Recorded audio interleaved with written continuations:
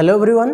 तो last lecture में हम लोगों ने SN2 के बारे में पढ़ा था। तो जल्दी से मैं आप लोगों को SN2 के बारे में रिवीजन करवा देता हूँ। SN2 रिएक्शन में हम लोगों ने देखा था, पहले तो SN2 का फुल फॉर्म क्या है, सब्स्टिट्यूशन न्यूक्लियोफिलिक बाईमोलिकुलर। और इसमें क्या होता है, जो रेट होता है, रेट इज सेकेंड ऑर्डर, और इसमें सबस्ट्रेट और जो न्यूक्लियोफाइल है दोनों का क्या रहता है, कॉन्सेंट्रेशन रहता है in the rate equation.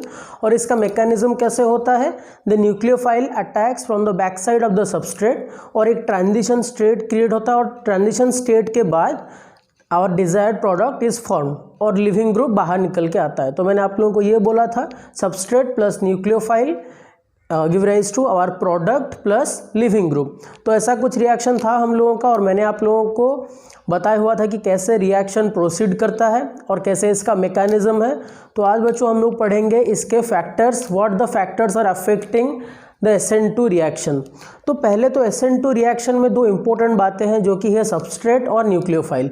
Substrate और न्यूक्लियोफाइल के ऊपर मोस्टली बहुत सारी चीज़ें डिपेंड करता है, और सॉल्वेंट भी एक इम्पोर्टेंट फैक्टर प्ले करता है। जब हम लोग E1, E2, SN1, SN2 combinedly पढ़ेंगे, at that point of time you will get confused that what you should write in your answer.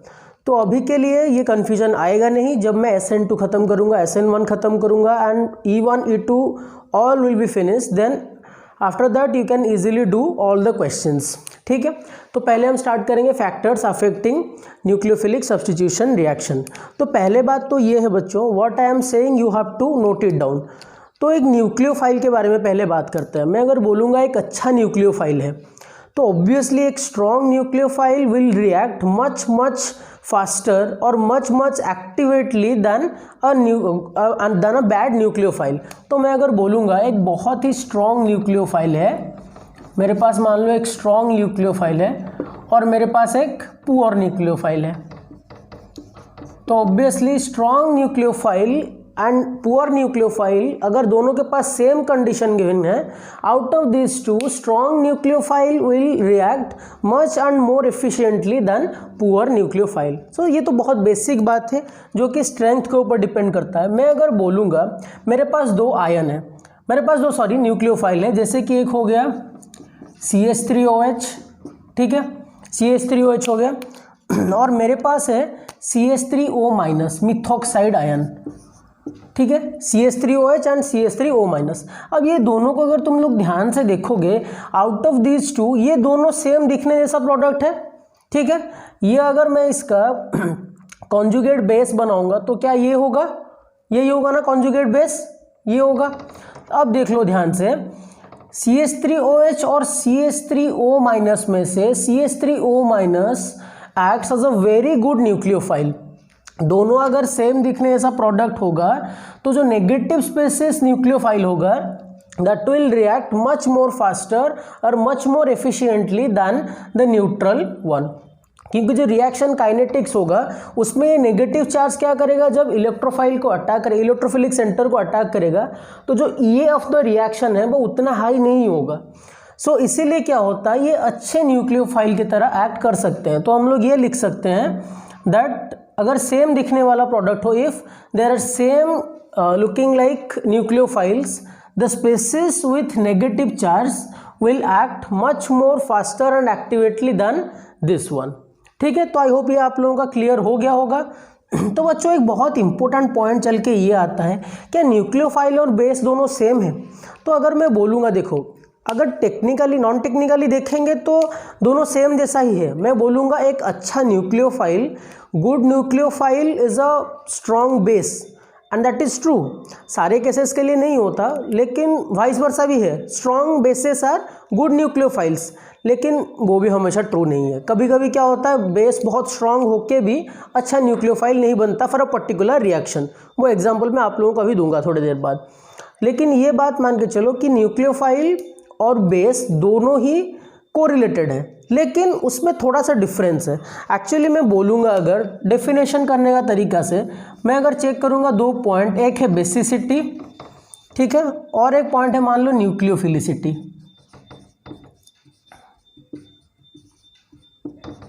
तो बेसिसिटी एंड न्यूक्लियोफिलिसिटी, इन दोनों में से मैं अगर बोलूँगा, नॉर्मली हम लोग किसी का बेसिक होना बेसिक ना होना किस पॉइंट से डिटरमाइन करते हैं? बेसिसिटी हम लोग डिटरमाइन करते हैं दैट ये कितना एब्स्ट्रैक्ट कर रहा है प्रोटॉन, एब्स्ट्रैक्ट H+, ये कितना H+ को एब्स्ट्रैक्ट कर रहा है, उससे हम लोग डिटरमाइन करते हैं। लेकिन न्यूक्लियोफिलिसिटी में we check what is the attack of nucleophile, what is the rate of attack of nucleophile towards a carbon electrophilic carbon centre. तो हम लोग इसका न्यूक्लियोफिलिसिटी कैसे डिटरमाइन करेंगे कि एक न्यूक्लियोफाइल में पूछूंगा, कोई मेरे पास मान लो B- है, तो वो कितना अच्छा न्यूक्लियोफाइल होगा, वो कैसे पता चलेगा? वो पता चलेगा कि ऑब्वियसली वो इलेक्ट्रोफिलिक कार्बन सेंटर पे कितने अच्छे से अटैक कर रहा है। That is a true thing. मैं बोलूँगा कोई अच्छा बेस कब है, तो मैं चेक करूँगा कि H+ क्या वो एक्सेप्ट कर पा रहा है कि नहीं अच्छे से। So that is the matter. तो यहाँ पे हम लोग चेक करेंगे rate of attack to electrophilic carbon centre, इससे हम लोग चेक करेंगे इलेक्ट्रोफिलिक कार्बन सेंटर। बच्चों और एक बात अगर मैं बोलूँगा यहाँ पे बिटवीन बेसिसिटी एंड न्यूक्लियोफिलिसिटी, तो एक छोटा सा और भी एग्जांपल देख सकते हैं कि जब हम लोग रिएक्शन में देखेंगे, रिएक्शन में अगर कोई भी बेस अगर न्यू बॉन्ड फॉर्मेशन कर रहा है विथ ए प्रोटॉन, तो ऑब्वियसली हम बोलेंगे कि दैट इज़ अ बेस। अगर यहाँ पे कोई भी नया बॉन्ड फॉर्मेशन हो रहा है एक स्पीसीज का with carbon, electrophilic carbon, we called it as nucleophile.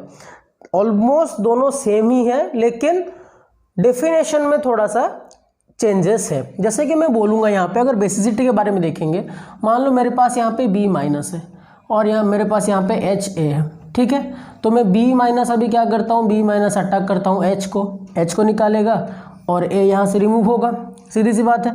तो यहाँ पे क्या फॉर्मेशन होगा, B फॉर्मेशन हो गया H के साथ, प्रोटॉन H+ के साथ बॉन्ड बनाया B- और यहाँ से क्या निकल गया A-, ठीक है। तो यहाँ पे ये क्या है, इसका बेस प्रॉपर्टी।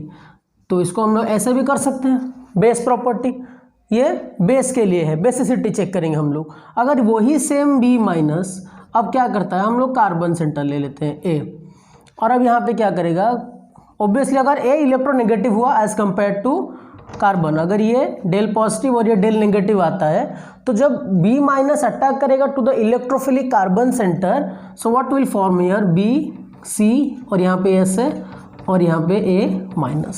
तो ये हो गया न्यूक्लियोफिलिसिटी। तो आई होप कि आपको बेसिसिटी और न्यूक्लियोफिलिसिटी में डिफरेंस थोड़ा बहुत पता चल गया होगा, क्योंकि ये बहुत सिंपल है और बहुत आसान भी है। So you should note it down. I am giving you 10 seconds, जल्दी से नोट ले लो या फिर जल्दी से इसका स्क्रीनशॉट ले लो वीडियो पॉज करके, ठीक है। तो ये था कुछ basic difference,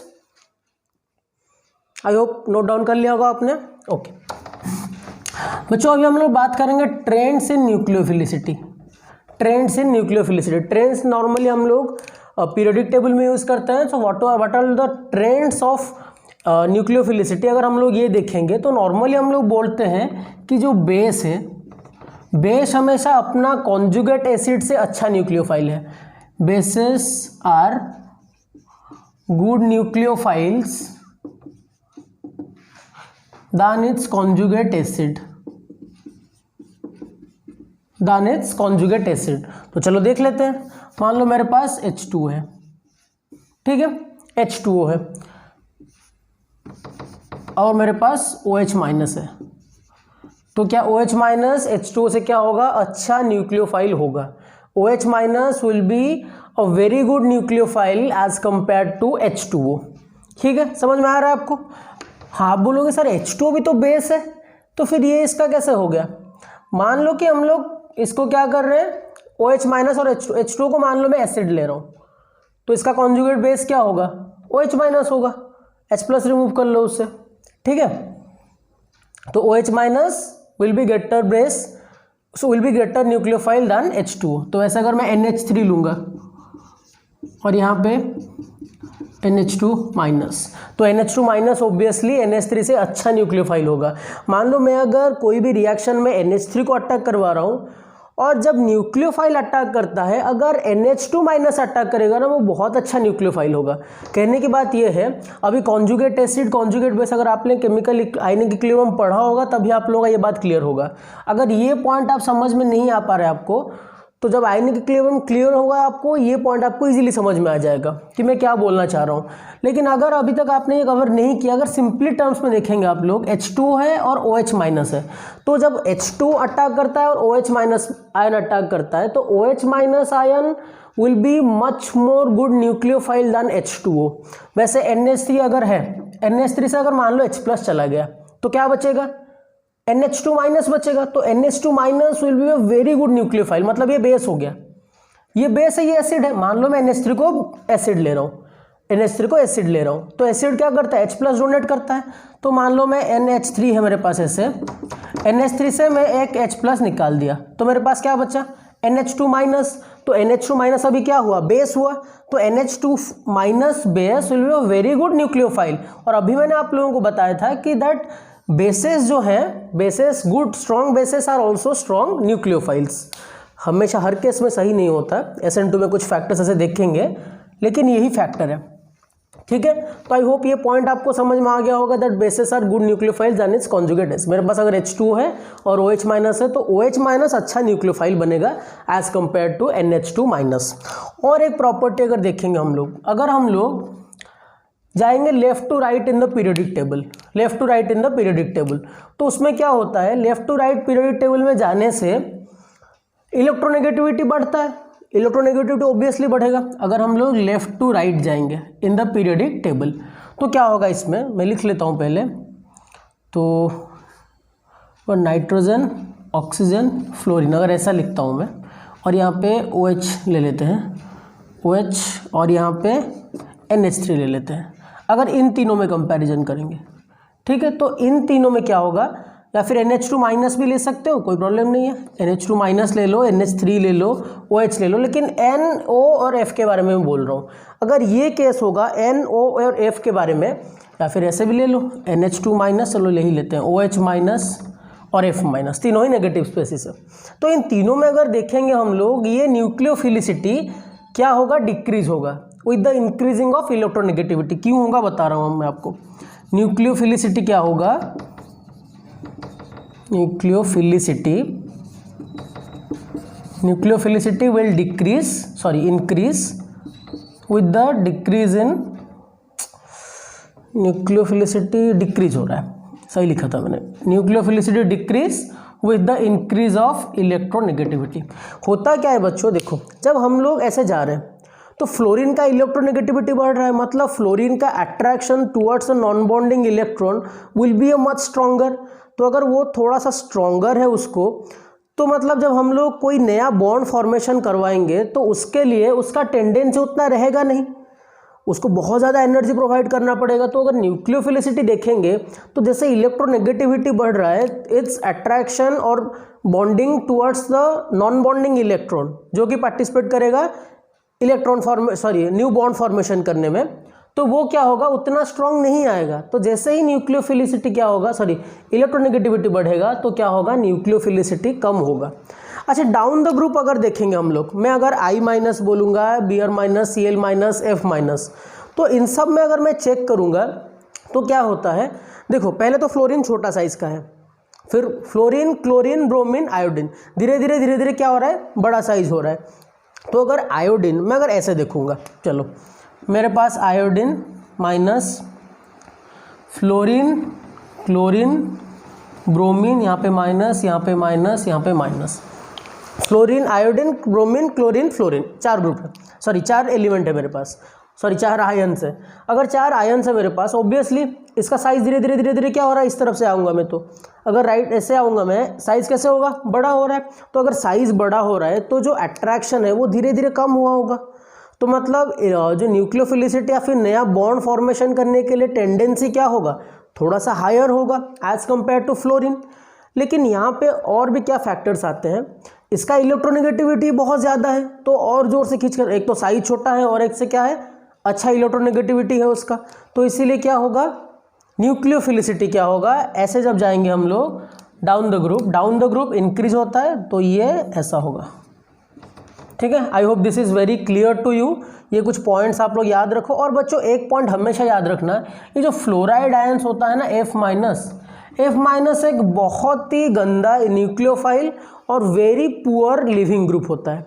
F minus is very poor leaving group as well as very bad nucleophile. लेकिन थोड़ा सा चेंजेस है इसमें, अगर एफ माइनस बहुत ही पुअर न्यूक्लियोफाइल है, लेकिन किस में? पोलर प्रोटिक सॉल्वेंट में। ये पॉइंट मैं आपको डिस्कस करूंगा थोड़ी देर बाद।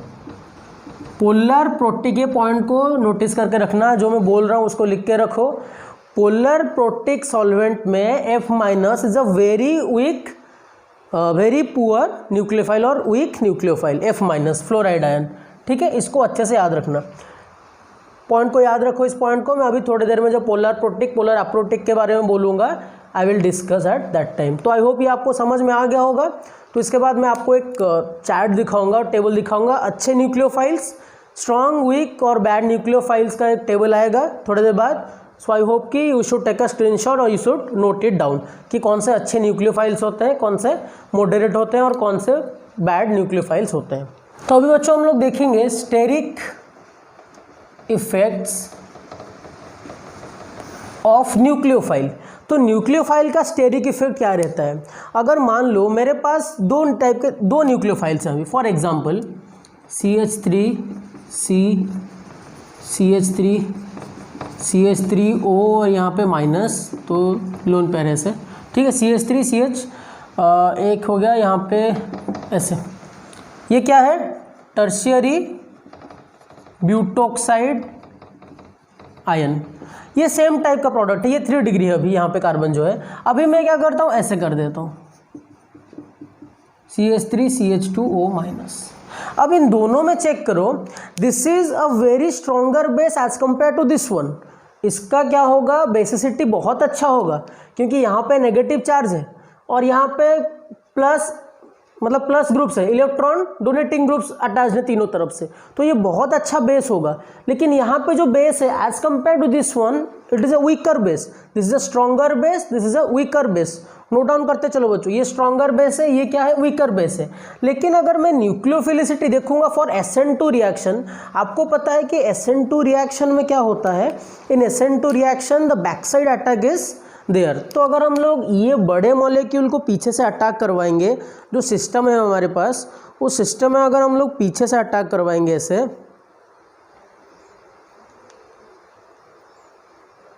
एक सेकेंड,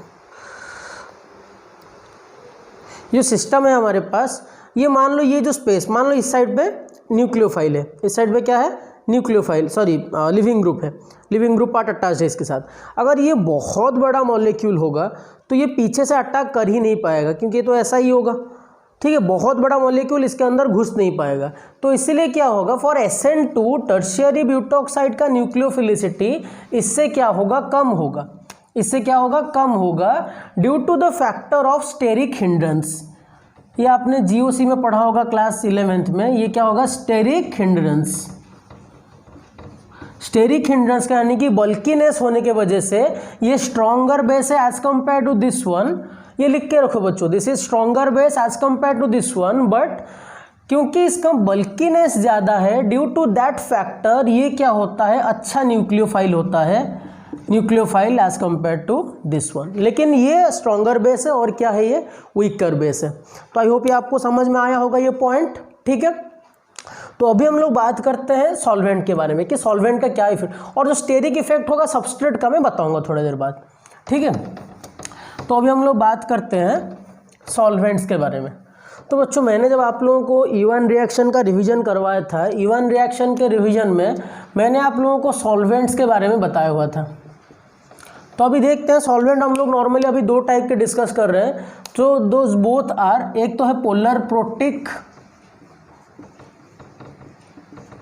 एक क्या है बच्चों? पोलर प्रोटिक, दूसरा क्या है? Polar aprotic. ठीक है, एक है पोलर प्रोटिक और क्या है? एक पोलर एप्रोटिक। तो बच्चों नॉर्मली पोलर प्रोटिक में क्या होता है? In the polar protic solvent जो ग्रुप्स होते हैं नॉर्मली जो प्रोटॉन ग्रुप्स हैं, जैसे कि मैं बोलूँगा OH NH, इस टाइप के ग्रुप प्रेजेंट है। मैं बोलूँगा H2O NH3, these are all polar protic solvent. Mostly polar protic solvents में अल्कोहल्स आते हैं, मैंने आप लोगों को बताया हुआ था। उसमें क्या है, ऑक्सीजन के ऊपर पार्शियल नेगेटिव, हाइड्रोजन के ऊपर पार्शियल पॉजिटिव। मैं बोलूँगा अगर CH3OH, इसके ऊपर पार्शियल नेगेटिव, इसके ऊपर पार्शियल पॉजिटिव, तो ये क्या हो गया, OH ग्रुप टाइप का हो गया। ठीक है, प्रोटिक सॉल्वेंट, पोलर प्रोटिक मतलब प्रोटॉन डोनेट कर सकता है, OH, this is OH NH type group होते हैं। मोस्टली इन द फॉर्म, ये लिख सकते हो, mostly in the form OH and NH, CH3OH हो गया, H2O हो गया, NH3 हो गया, these are all polar protic solvent. Polar protic solvent में क्या होगा, जब भी कोई भी आयन, अनायन के बारे में बात करेंगे हम लोग, तो पोलर प्रोटिक सॉल्वेंट क्या करता है, जब नेगेटिव अनायन उसके अंदर आता है, वो उसके साथ हाइड्रोजन बॉन्ड फॉर्मेशन करता है। जैसे कि मैं बोलूँगा H2O अगर है मेरे पास, ठीक है, H2O है, और ऐसे H2O ले लो, ऐसे H2O चारों तरफ है। अब यहाँ पे मान लो कोई एक नेगेटिव आनायन है, तो अभी क्या होता है, इसके साथ इसका हाइड्रोजन बॉन्डिंग होता है, ये चारों तरफ से वाटर घिरा हुआ है, इसमें क्या हो रहा है, सॉल्वेट हो रहा है। ये X माइनस, ये पोलर प्रोटिक सॉल्वेंट में क्या हो जाता है, इसके अंदर सॉल्वेट हो जाता है, हाइड्रोजन बॉन्डिंग फॉर्मेशन करता है अच्छे से। अगर ये हाइड्रोजन बॉन्डिंग अच्छे से फॉर्मेशन कर लेता होगा, so due to that factor, जब हम मान लो ये X माइनस न्यूक्लियोफाइल ही है, न्यूक्लियोफाइल जब पोलर प्रोटिक सॉल्वेंट में होगा, तो हम ये अभी हमको क्या करना है, ऐसा अटैक करना है दूसरे साइड से। तो ये अगर इसमें क्या होगा, सॉल्वेट हो जाएगा, तो इसको निकालने के लिए एनर्जी चाहिए होगा, क्योंकि ये निकलेगा तभी तो इसको अटैक कर पाएगा ना। अगर ये सॉल्वेंट में बंध के रह जाएगा तो अटैक कैसे करेगा। ठीक है, मान लो एक रनर भाग रहा है, तो उसके लिए उसको क्या चाहिए, जो एथलीट्स होते हैं उनको अच्छा स्टार्टर चाहिए, जो स्प्रिंट मारते हैं। आपने देखा होगा बहुत सारे ओलंपिक्स वगैरह या फिर कोई भी एथलेटिक्स वगैरह मैच देखा होगा आपने, जो स्प्रिंट करते हैं 100 meter 200 meter sprint, they need a good starter, वो स्टार्ट करके जाते हैं अच्छे से। तो अगर वो स्टार्ट करने के लिए उनको क्या होगा, स्टार्टर ना मिलकर उनको क्या होगा, पीछे से कोई खींच के रखेगा, तो ऑब्वियसली वो भाग नहीं पाएंगे। तो वैसे ही X माइनस को ये पोलर प्रोटिक सॉल्वेंट क्या कर लेते हैं, सॉल्वेट कर लेते हैं अपने बीच में, हाइड्रोजन बॉन्डिंग कर लेते हैं। ये जो पॉइंट्स मैं बोल रहा हूँ बच्चों, इसको लिख के रखो, नोट इट डाउन, बिकॉज अभी सारे बातें मैं लिखा नहीं सकता हूँ, जो मोस्टली मैं बोल रहा हूँ try to note it down, it is very important. तो अभी क्या होगा, ये polar protic solvent hydrogen bonding बना के जब सॉल्वेट हो गया, it will be not attack the electrophilic carbon centre dominantly, तो ये जा ही नहीं पाएगा। और एक बात है बच्चों, एक तो ये सॉल्वेट हो गया है, और अगर इसमें छोटा अनायन लेंगे, एक तो क्या हो गया, सॉल्वेट हो गया है, और अगर स्मॉलर साइज के अनायन लेंगे ना, तो ये तो और भी मर जाएगा। जैसे कि स्मॉलर साइज अनायन यानी कि F माइनस का स्मॉलर साइज है, अगर F minus polar protic solvent में रह गया तो वो हाइड्रोजन बॉन्डिंग बनाएगा। We need much and much more energy to attack the electrophilic carbon centre. तो यहाँ पे क्या होगा, इसीलिए F माइनस मैंने बोला था, पोलर प्रोटिक सॉल्वेंट में बहुत ही पुअर न्यूक्लियोफाइल होता है। ऐसे तो वो पुअर न्यूक्लियोफाइल ही है, लेकिन पोलर प्रोटिक सॉल्वेंट में उसका हालत और भी ख़राब हो जाता है। So this is a point that you need to note it down, कि इसका अगर स्मॉलर साइज हुआ तो वो नहीं कर पाएगा। हाँ, अगर अभी मैं बोलूँगा F माइनस है मेरे पास और मेरे पास I माइनस है, ये दोनों है मेरे पास, और पोलर प्रोटिक सॉल्वेंट है, तो I माइनस का साइज़ क्या होगा, थोड़ा सा बड़ा होगा। तो I माइनस का साइज़ अगर बड़ा है तो इसलिए इसके साथ जो हाइड्रोजन बॉन्डिंग होगा और जो सॉल्वेट होगा वो थोड़ा सा कम होगा as compare to F minus, हाँ कि नहीं। तो वैसे ही मैं बोलूँगा कि अगर ये F माइनस यहाँ पे है तो उसको यहाँ पे अच्छे से हाइड्रोजन बॉन्डिंग मिलेगा, उसको घेर के रखेंगे, उसको मारेंगे अच्छे से। लेकिन अगर I माइनस है, उसका साइज़ लार्जर है, तो इसलिए हाइड्रोजन बॉन्डिंग फॉर्मेशन तो होगा लेकिन उतना स्ट्रांग नहीं होगा as compare to F minus. तो इसलिए I minus polar protic solvent में थोड़ा न्यूक्लियोफाइल बेटर हो सकता है as compare to F minus. F minus तो पूरा रद्दी ही है, लेकिन ये अनायन पोलर प्रोटिक सॉल्वेंट में, smaller anion polar protic solvent में अच्छे न्यूक्लियोफाइल्स नहीं है। सिंपल सी बात है, बहुत सिंपल बात है, this is very basic and very simple. तो पोलर एप्रोटिक सॉल्वेंट में F माइनस को ऐसे क्या हो जाता है, अगर ये पोलर एप्रोटिक सॉल्वेंट है जिसमें ये सब फॉर्मेशन नहीं होता, उसमें क्या होगा, उसमें F माइनस का हाइड्रोजन बॉन्डिंग होगा ही नहीं, there will be no hydrogen bonding no hydrogen bonding like polar protic solvents.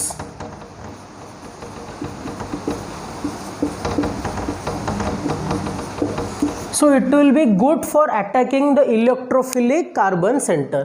तो इसलिए मैं बोला था कि अगर F- प्रेजेंट है पोलर प्रोटिक एप्रोटिक सॉल्वेंट में तो वो न्यूक्लियोफाइल की तरह एक्ट कर सकता है, न्यूक्लियोफाइल की तरह एक्ट कर सकता है। और एनायन, कोई भी एनायन अगर इसमें है पोलर एप्रोटिक सॉल्वेंट में, वो क्या कर सकता है, वो अच्छा न्यूक्लियोफाइल बन सकता है। लेकिन बच्चों इसका एक डिसएडवांटेज है।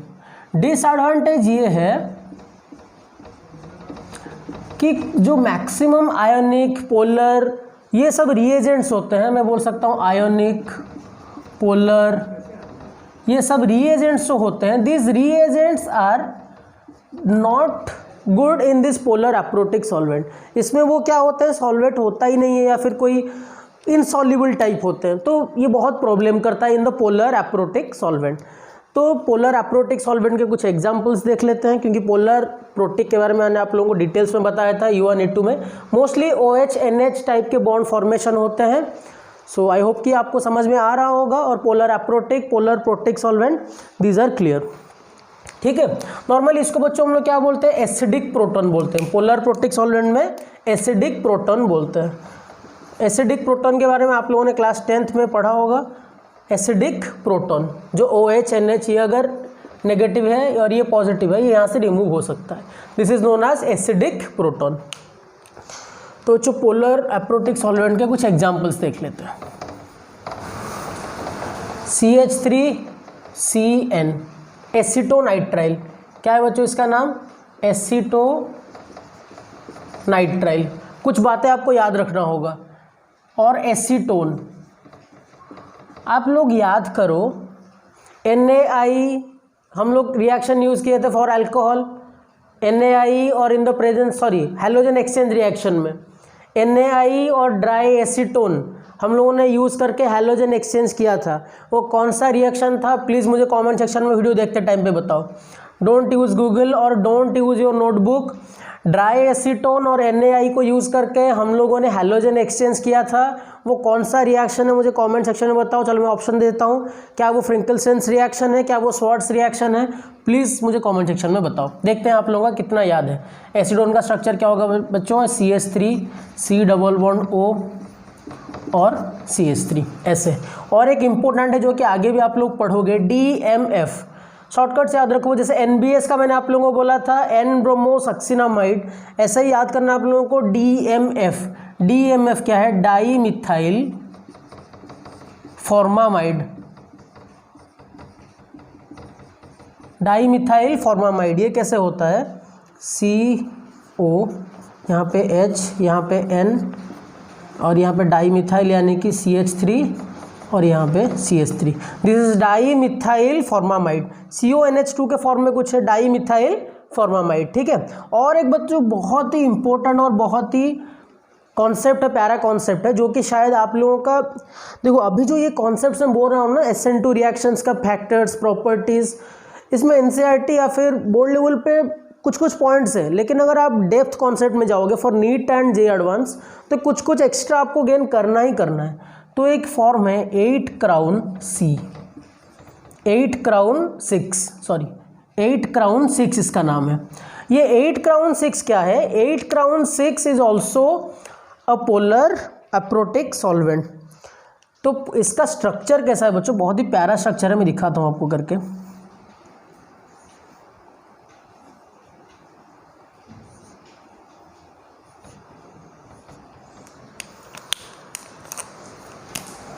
एटीन क्राउन है मतलब 18 टोटल होगा, 1 2 3 1 2 3, this will B 1 2 3, this will be 1 2 3 and this is something like 1 2 3 1 2 and 3, this is 18 crown 6। दिखने में तो बहुत ही मुझे तो प्यारा लग रहा है 18 क्राउन 6। इसका फैक्टर क्या है, अगर 18 क्राउन 6 हम लोग यूज़ करेंगे इन अ पर्टिकुलर रिएक्शन, जैसे कि वो रिएक्शन में लिखता हूँ आपको तभी समझ में आएगा। जैसे कि मैं अगर यूज़ करूँगा दिस कंपाउंड, ये है, और मैं यहाँ पे ले लेता हूँ CH2Cl, और मैं यहाँ पे क्या ले रहा हूँ, यहाँ पे ले लेते हैं एसीटोनाइट्राइल। देखो ये एसीटोनाइट्राइल क्या होगा, इतने इससे अच्छे से आएगा नहीं उसमें, तो इसलिए हम लोग इसमें 18 क्राउन 6 भी यूज़ करेंगे। 18 क्राउन 6 एसीटोनाइट्राइल ये सब यूज़ करेंगे अगर हम लोग। और क्या यूज़ करेंगे, KF। बच्चों KF अगर हम लोग इसमें डालते हैं तो क्या फॉर्मेशन होगा, K plus and F minus, K plus and F minus. As it is polar aprotic solvent, तो ये क्या करेगा, एनायन को ये सॉल्वेट नहीं करेगा, but it will solvate the K plus ions. अगर बीच में यहाँ पे K प्लस हो गया ना, तो K प्लस यहाँ पे क्या करेगा, इसके साथ वो ऐसे बॉन्ड और इसके अंदर ये फंस जाएगा। तो इसलिए अभी जो F माइनस है, F minus can easily attack this one. तो यहाँ पे क्या होगा, यहाँ पे ये कुछ ऐसा होगा, it can act as nucleophile CH2F और यहाँ पे Cl माइनस। ये स्ट्रक्चर को थोड़ा बच्चों याद रखना, ये और DMF को, ठीक है, इन दोनों को थोड़ा अच्छे से याद रखना। This can act as SN2, 18 crown ring. तो पोलर प्रोटिक सॉल्वेंट क्या है, पोलर एप्रोटिक सॉल्वेंट क्या है, आई होप आप लोगों को क्लियर हो गया होगा ये बात। तो जो भी पॉइंट्स मैंने आप लोगों को बोला होगा, please note it down all the points, because this is very important to note it down, ठीक है। This concepts are so important, the factors are so important for JEE advance point of view. Okay, I hope you have noted. मैं बारे में बोलूँगा तो substrate में क्या important है, पहले तो हम लोगों ने न्यूक्लियोफाइल के बारे में बात किया अभी, तो अभी सबस्ट्रेट में what is important, the important factor in substrate is the substrate should have a good structure, और इसके पास अच्छा लिविंग ग्रुप होना चाहिए। तो लिविंग ग्रुप नॉर्मली क्या होते हैं बच्चों, जब लिविंग ग्रुप निकलेगा ना, leaving group will be a weak base, इसको याद रखना। लिविंग ग्रुप क्या होगा, अच्छा क्या होगा, वीक बेस होगा लिविंग ग्रुप। एक अच्छा लिविंग ग्रुप क्या होता है, good leaving group are weak bases जब निकलता है वो, नहीं तो फिर से वो अटैक कर देगा ना इलेक्ट्रोफिलिक सेंटर को, तो वो एक वीक बेस होना चाहिए। मान लो मेरे पास जो CX है सिस्टम यहाँ से, और मेरे से यहाँ से मेरे को लिविंग ग्रुप मिला X माइनस, ठीक है, लिविंग ग्रुप मिला X माइनस। तो ये leaving group X minus weak base है, कैसे पता चलेगा, क्योंकि ये weak base are from the acids of HX अगर एसिड है तो इसका कॉन्जुगेट बेस क्या होगा, conjugate base will be X minus, H plus निकाल दो इससे, तो ये X माइनस क्या हो गया, बेस हो गया। अब हम लोगों को पता है कि that this HX is very strong acid, तो इसलिए X माइनस क्या होगा, वीक बेस होगा। और एक बात है बच्चों, जब X माइनस आएगा या फिर ये लिविंग ग्रुप निकलेगा, that leaving group should be stable, इसको नोट डाउन करके रखो, that this leaving group should be stable but this shouldn't be the strong base, the leaving group should be weak base and this leaving group. हाँ, और एक बात, जब leaving group यहाँ से निकलता है ना, it takes out one pair of electrons from this bond, तो इसलिए ये एक अच्छा पॉइंट है कि उसको वीक बेस होना ही होगा। देखो और एक बात आपको बोलता हूँ, मेरे पास मान लो एक OH का ग्रुप है, ठीक है, OH ग्रुप है मेरे पास, तो OH ग्रुप जब यहाँ से निकलेगा तो वो क्या निकालेगा, OH माइनस, क्या होगा, OH माइनस। OH अगर यहाँ से इलेक्ट्रॉन निकाला, यहाँ पे से C का सिस्टम है, तो OH यहाँ अगर यहाँ से निकला तो क्या बनेगा बच्चों, OH माइनस निकलेगा। तो हमको पता है this OH minus is a very strong base, OH minus is a very strong base. तो ये OH माइनस क्या है, स्ट्रॉन्ग बेस है, लेकिन ये अच्छा लिविंग ग्रुप नहीं होगा। यहाँ पे OH क्या होगा, स्ट्रॉन्ग बेस होने के बावजूद भी यहाँ से ये OH माइनस होकर नहीं निकलेगा, क्योंकि OH अगर यहाँ से निकलता है तो वो क्या फॉर्म करेगा, leaving group as in OH minus, और OH माइनस क्या होता है, OH minus is a strong base. कैसे पता चला आपको, H2O देख लो, इसमें H प्लस ऐड कर लो, क्या बनता है H2O, और H2O इज अ एम्बिडेंट, क्या बोलते हैं इसको, मतलब ये एसिड भी है और बेस भी है, ठीक है, तो ये एसिड भी है बेस भी है, तो H2 is a weak acid बोलेंगे हम लोग। तो OH माइनस क्या होगा, OH minus will be strong base, हमको पता भी है OH माइनस, अभी मैंने थोड़ी देर पहले आपको बताया था, OH minus NH2 minus is are strong bases. तो अब ये स्ट्रॉन्ग बेस क्या होगा बच्चों, स्ट्रॉन्ग बेस लिविंग ग्रुप नहीं होगा। सो जब भी OH का केस होता है, OH हमेशा क्या करता है, तो OH को तो निकालना है, अगर हम लोगों को OH को निकालना है तो कैसे निकालेंगे फिर, तो इसीलिए कभी भी अल्कोहल अगर हम लोग लेते हैं, अल्कोहल को if we use in acidic solutions, कोई भी एसिडिक सॉल्यूशन में अगर हम लोग डालते हैं बच्चों, एसिड क्या करता है, H+ डोनेट करता है कि नहीं करता है? एसिड क्या करता है, H+ डोनेट करता है। तो अभी क्या होता है, the protonation of alcohol happens. अगर H+ यहाँ पे अटैक करेगा OH को, तो यहाँ पे क्या होगा, प्रोटोनेशन ऑफ अल्कोहल होगा। देखो ये क्या होता है, यहाँ पे C है मेरे पास, यहाँ पे क्या है, O है, और यहाँ पे H है। अब मैंने उसको एसिडिक सॉल्यूशन में डाला, तो अगर मैं एसिडिक सॉल्यूशन में डालता हूँ, so H+ from the acidic solution will attack और protonate the OH of alcohol. तो यहाँ पे जब यहाँ पे इसके पास लोन पेयर है ना, तो जब H+ इसके पास आएगा तो यहाँ पे ये प्लस और ये प्लस, अब क्या बन गया, OH2+। अब बच्चों इस ग्रुप को ध्यान से देखो, OH2+ को, अगर OH2+ यहाँ से इसके ऊपर ऑब्वियसली क्या है, प्लस फॉर्मल चार्ज है इसका, लेकिन इलेक्ट्रोनेगेटिव तो होगा ही ऑब्वियसली इसके पास, because oxygen is more electronegative than carbon. तो अगर H2O+ है इसके पास, H2O+ अगर इलेक्ट्रॉन विड्रॉ करता है यहाँ से और निकलता है, तो H2O+ अगर इलेक्ट्रॉन ले गया तो क्या बन गया, H2O बन गया, न्यूट्रल बन गया। तो H2O अभी क्या है बच्चों, weak base, H2O is weak base. तो H2O क्या होगा, H2O+ will be a very good leaving group. H2O+ क्या होगा, वेरी गुड लिविंग ग्रुप। मैं अगर देखो यहाँ पे OH लगाया हूँ, OH अगर बाहर निकलेगा तो बन रहा है OH- लिविंग ग्रुप। तो ये अच्छा लिविंग ग्रुप नहीं होगा, क्योंकि OH- is a very strong base. But if I have OH and there is a acidic solution also in that, तो acidic solution provides H+ to OH and the protonation of OH group happens, and this will be something like this, OH2+. Now OH2+ is a very good living group, because when OH2+ will abstract electron from this bond and leave, it will become H2O, which is neutral and which is also weak base. So that's why H2O+ becomes a very good living group. तो ये बात बच्चों हमेशा याद रखना, ये point अभी alcohol chapter में भी आएगा, इसलिए मैं बोला हूँ कि हेलो एल्केन्स और हेलो एरेन्स जब हम लोग कवर कर रहे हैं, इसके साथ साथ बहुत चैप्टर्स भी कवर हो रहे हैं। So try to listen this and note it down carefully. तो यहाँ पे ये बात हमेशा याद रखना, और मैंने इससे पहले वाले लेक्चर या फिर 1-2 पहले लेक्चर पहले बोला था कि प्रोटोनेशन और डीप्रोटोनेशन कहाँ कहाँ पे होता है। सो इस पॉइंट्स को याद रखना, जो भी मैं पॉइंट्स बोल रहा हूँ please note it down in the side of the notebook, this is very important. तो आई होप ये आपको समझ में थोड़ा आया होगा। और अगर हम लोग बात करेंगे लिविंग ग्रुप के बारे में, तो चलो मैंने कुछ बोला है, और लिविंग ग्रुप का कुछ एग्जाम्पल्स, जो अच्छे एग्जाम्पल्स है मैं आपको यहाँ पे चार्ट में शो करवा दूंगा।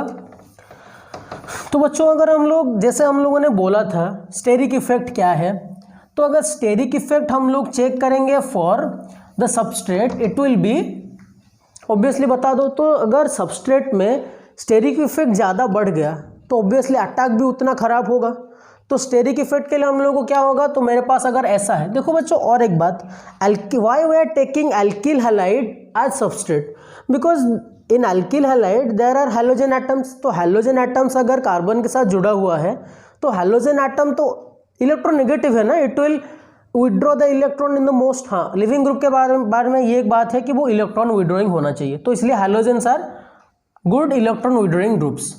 तो रिएक्टिविटी अगर सबस्ट्रेट देखेंगे हम लोग, तो सबसे पहले आएगा CH3X, ठीक है, CH3X है, सिंपल सा फैक्टर है, तीनों साइड पे तीनों हाइड्रोजन है, एक X जुड़ा हुआ है, आराम से स्पेस मिलेगा। ये अगर ऐसे है CH3X, ज़्यादा कुछ भीड़ नहीं है, आराम से न्यूक्लियोफाइल पीछे से आएगा, अटैक करेगा और प्रोडक्ट फॉर्मेशन कर देगा, ठीक है। लेकिन अभी क्या प्रॉब्लम होगा, अभी देख लो, अगर मैं यहाँ पे CH3CH2X करता हूँ, ये अभी 1 डिग्री हो गया, ये तो मिथाइल प्रोडक्ट है, ये अभी क्या हो गया, 1 डिग्री हो गया। ये जो X कार्बन के साथ जुड़ा हुआ है, this carbon is attached to 1 carbon, तो यहाँ पे क्या होगा, इसका रिएक्टिविटी थोड़ा इससे कम होगा, रिएक्टिविटी क्या होगा, थोड़ा इससे कम होगा। अभी क्या होगा, अब मान लो मैं क्या कर लेता हूँ, CH3 यहाँ पे CH, यहाँ पे और एक CH3 लगा देता हूँ, यहाँ पे X। अब बच्चों ये कार्बन क्या बन गया, 2 डिग्री बन गया, थोड़ा सा भीड़ और बढ़ गया, स्टेरिक इफेक्ट और बढ़ गया, तो बल्कीनेस और बढ़ गया, तो इसलिए क्या होगा, इसका रिएक्टिविटी थोड़ा 1 डिग्री से कम होगा। For SN2, try to remember this one, for SN2, मैं SN2 के बारे में बोल रहा हूँ सबस्ट्रेट के लिए, I am not talking about SN1, I am talking about SN2, this is 2 degree. अब बच्चों फिर क्या होगा, आपको पता ही है ये कहानी क्या है, CH3 and this one is CH3 and this one is X and this is 3 degree. तो इसके बाद क्या हो जाएगा, तो ये लिख सकते हैं this one after that 1 degree 2 degree and then 3 degree, क्योंकि वहाँ पे बल्कीनेस बढ़ रहा है। और एक बात है बच्चों, ये जो ग्रेटर देन सिंबल है ना, इसको आप 2-3 बार ले लो। हमेशा याद रखना SN2 3 डिग्री बल्कि ग्रुप में होगा ही नहीं, क्योंकि जगह बचेगा तभी तो अटैक करेगा ना। मैं बोलता हूँ कि यहाँ पे क्या हो रहा है, थोड़ा एक्सटेंड यहाँ पे अच्छा हो रहा है SN2 का, यहाँ पे अच्छा हो रहा है, यहाँ पे थोड़ा सा कम हो रहा है, लेकिन यहाँ पे बिल्कुल होगा ही नहीं, क्योंकि स्टेरिक इफेक्ट इतना बढ़ गया होगा कि वहाँ पे nucleophile will not get a chance to attack that electrophilic carbon centre. तो इसीलिए यहाँ पे this is quite impossible for the nucleophile to attack, तो यहाँ पे ये पॉसिबल होगा ही नहीं। तो SN2 जब मैं बोलूँगा, ये 3 डिग्री के बारे में थोड़ा भूल जाना आप लोग, 3 डिग्री को ऐसे इग्नोर मार देना आप लोग, वो उसका फैक्टर आएगा, फिर वो सोचोगे सर फिर 3 डिग्री का करेंगे क्या, अगर x यहाँ पे लगा हुआ है तो 3 डिग्री में क्या होगा, SN1 reaction will happen.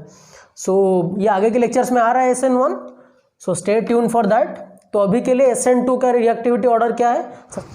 Students now will talk about the stereochemistry of SN2। जैसे कि मैंने आप लोगों को SN2 का स्टेरियोकेमिस्ट्री के बारे में थोड़ा बहुत ऑलरेडी बताया हुआ था, तो बच्चों इसका स्टेरियोकेमिस्ट्री पार्ट है क्या, जैसे कि जो रिएक्शन मैकेनिज्म जैसे ही बोलता है इसका, कि अगर मैं यहाँ पे कोई भी न्यूक्लियोफाइल को अटैक करता हूँ to the electrophilic carbon centre, it attacks the back side of the carbon. मतलब जहाँ पे back side of the carbon का मीनिंग क्या है कि जिस साइड पे लिविंग ग्रुप वाला ग्रुप अटैच्ड है उसके ऑपोजिट साइड में अटैक करेगा न्यूक्लियोफाइल।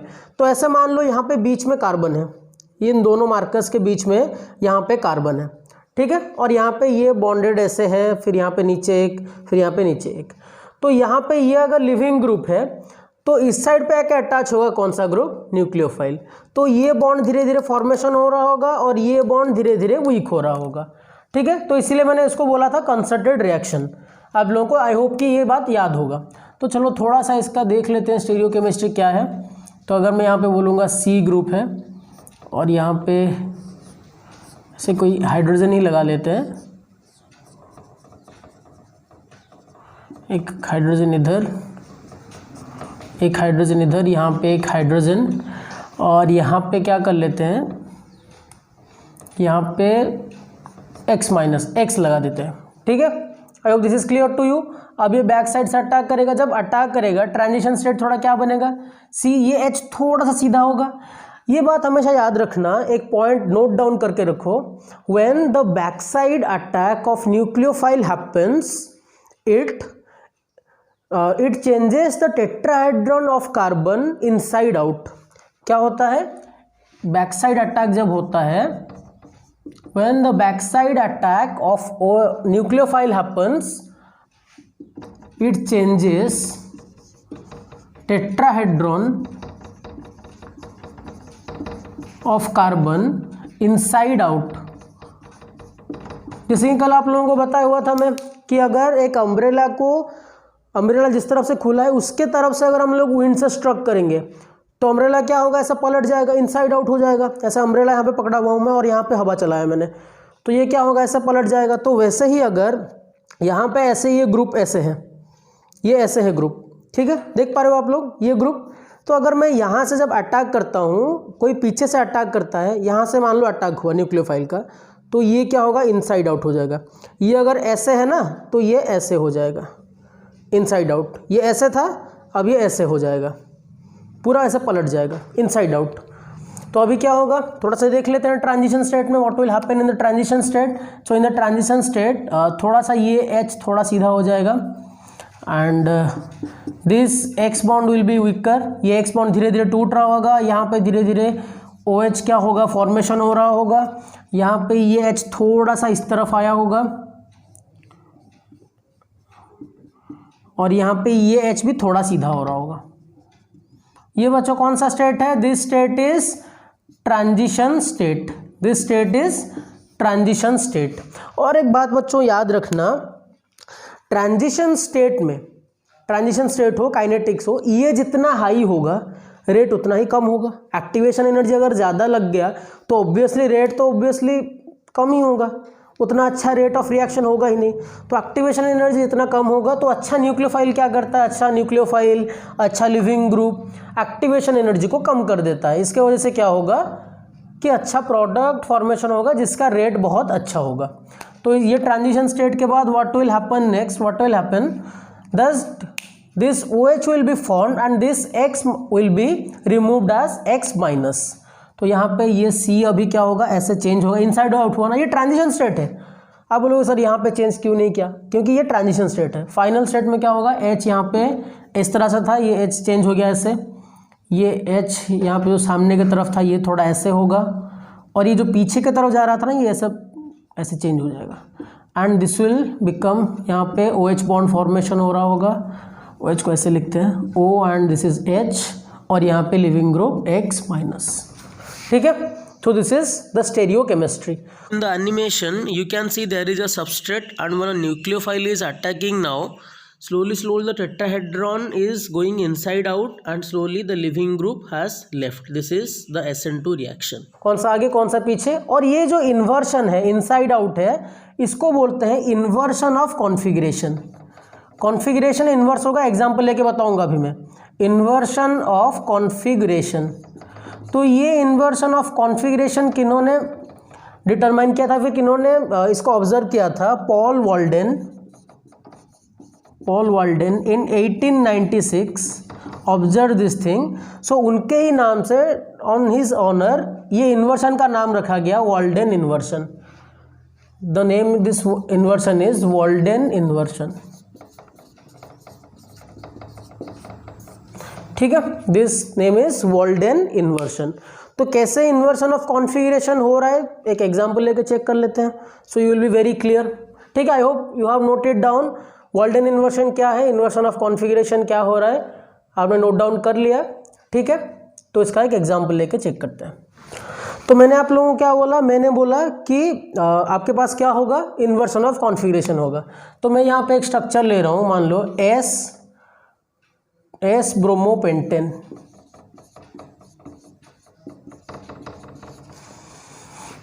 तो यहाँ पे स्ट्रक्चर बनाते हैं, CH3 को ऐसे पीछे लगा रहा हूँ, और यहाँ पे CH2 CH3 को सामने लगा रहा हूँ। इसको 2 ब्रोमोपेंटेन कर देते हैं क्योंकि सेकेंड पोजीशन पे लगा हुआ है, S2 ब्रोमोपेंटेन। ठीक है, तो पूछोगे सर ये S कैसे हुआ, अभी आप लोगों को बताऊंगा, क्योंकि S के बारे में ऑलरेडी मैंने स्टीरियोकेमिस्ट्री के में आपको पढ़ाया हुआ है। देखो ये ब्रोमोपेंटेन कैसे हुआ, 1 2 3 4 5 आ गया, 1 2 3 4, और एक होगा क्या, 1 2 3 4 5, कितना हुआ, 1 2 3 4। अच्छा, और एक कार्बन लगाना है, तो यहाँ पे ये C है ना, इसको भी CH2 CH3 कर देते हैं, CH3 CH2, I think this is clear, CH2 CH3, 1 2 3 4 5, सही है, कुछ तो गड़बड़ है, 1 2 3 4 5, 2 ब्रोमोपेंटेन, तो ये 3 पोजीशन पे आ गया, CH3। अच्छा, इसको एक काम करते हैं, यहाँ पे CH3 इसको थोड़ा बड़ा कर देते हैं, 2 ब्रोमो ना, 1 2 CH2 1 2 3 4 CH2 CH2 CH3। अब ठीक है, CH2 CH2 CH3 अब सही हो गया, 1 2 3 4 5, या दिस इज राइट, 1 2 3 4, या right, this is S2 bromopentane. तो अभी अगर आप लोग बोलोगे ये S आया कैसे, तो ये S ऐसे आएगा, देखो यहाँ पे दिस पोजीशन पे, डैश पोजीशन पे CH3 है, लेकिन सबसे लोअर कौन है, H है, तो ये कुछ इस तरह का है 4, तो यहाँ पे एक एक्सचेंज मारेंगे, आई होप ये आप लोग कर लोगे। ये अगर 4 पोजीशन है, ये 1 पोजीशन है, ये 2 होगा। अभी देखो 1, ये 3 पोजीशन है, तो ये एक एक्सचेंज करो, क्योंकि मैं बोला था कि इसको यहाँ पे आना होगा लोएस्ट प्रायोरिटी। तो ये अगर H ऐसे आ गया, तो H अगर इस पोजीशन पे आ गया इस तरह से, H यहाँ पे आ गया, यहाँ पे क्या बन गया, CH3, यहाँ पे ब्रोमीन, और यहाँ पे CH2 CH3। ठीक है, ये S कैसा है मैं बता रहा हूँ। तो यहाँ पे क्या होगा, this is 1, this is 4, this is 2 and this is 3। लेकिन एक एक्सचेंज से प्रोडक्ट चेंज होता है कॉन्फ़िगरेशन, मैंने आप लोगों को बोला था, तो क्या होगा, इवन नंबर ऑफ चेंजेस करना होगा। अब 2 और 3 पोजीशन को एक्सचेंज कर दो, तो ये दोनों पोजीशन अगर एक्सचेंज होंगे तो ये आ जाएगा 2, sorry this was 2 and this was 3, क्योंकि ये ज़्यादा प्रायोरिटी है। तो अब इसको एक्सचेंज करना होगा, तो एक्सचेंज अगर करेंगे ये 2 आएगा, ये क्या आएगा 3 आएगा, तो मतलब यहाँ पे CH3 होगा और यहाँ पे क्या होगा CH2 CH2 CH3 होगा। अब 1 से लेकर 2 से लेकर 3 ये कौन से डायरेक्शन में आ गया, एंटी क्लॉकवाइज, यानी कि S हो गया। ये अगर कैसे हुआ समझ में नहीं आ रहा है, please go to the stereochemistry video and check it out. फिर भी मैंने आप लोगों को थोड़ा रिवाइज करवा दिया। सो दिस विल बी S2-ब्रोमोपेंटेन। अब देखो बच्चों, इसका अगर हम लोग अटैक करवाते हैं, कौन सा अटैक, OH-, अगर OH- यहाँ पे अटैक करता है, देखो बच्चों ये 3 डिग्री नहीं है, दिस इज 2 डिग्री, तो SN2 तो दिखाएगा थोड़ा बहुत। तो यहाँ पे जब ये अटैक होगा, अब क्या होगा, ये C, यहाँ पे H को थोड़ा सीधा कर लेते हैं, यहाँ पे ब्रोमीन धीरे धीरे ब्रेक हो रहा होगा, और यहाँ पे CH3 थोड़ा ऐसे सीधा, ये CH3, और यहाँ पे ये CH2 CH3 ये ऐसे होगा, CH2 CH2 CH3, ठीक है, ऑल राइट। और यहाँ पे धीरे धीरे OH का बॉन्ड फॉर्मेशन हो रहा होगा। Transition state, I hope clear, this is clear to you. अब इसके बाद क्या होगा, इसके बाद यहाँ पे C, यहाँ पे H हो गया, ब्रोमीन यहाँ से इसको बाहर फेंक दिया हम लोगों ने, ये हो गया Br-, यहाँ पे O, यहाँ पे H, और CH3 कैसा होगा, ये CH2 CH3 ऐसा रहेगा, CH2 CH2 CH3, और ये यहाँ पे CH3, कुछ इस तरह का बन गया।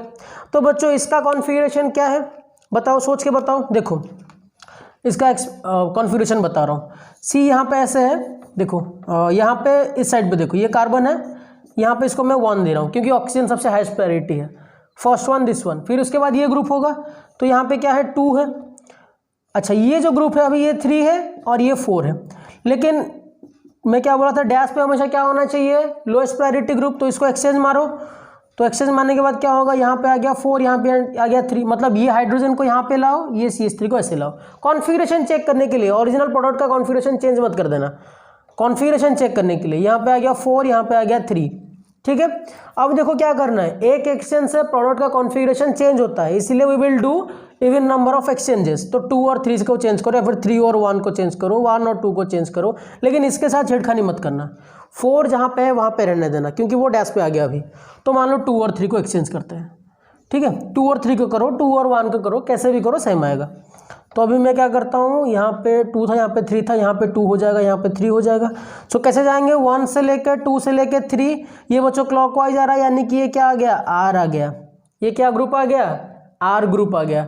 तो अभी ये क्या हो गया, R हो गया, R पोजीशन, ये ग्रुप। तो अगर ये R ग्रुप बन गया तो इसका नेमिंग अभी कैसे होगा, R, यहाँ पे 1 2 3 4 5, 1 2 3 4 5, या 2 पोजीशन पे अल्कोहल है, तो R 1 2 3 पेंटानॉल होगा।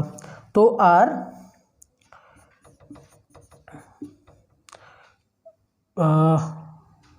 पेंटाटूऑल, पेंटानॉल, पेंटन टू ऑल, ठीक है।